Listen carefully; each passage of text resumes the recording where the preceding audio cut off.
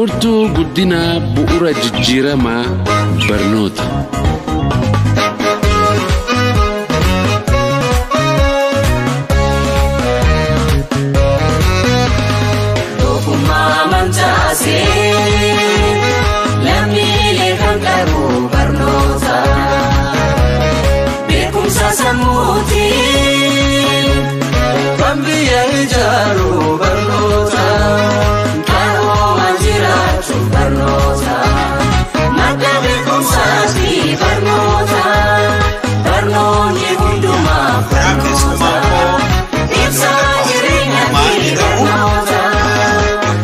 Lammi barnoota qarame biyya ijaara barnoota cimaa.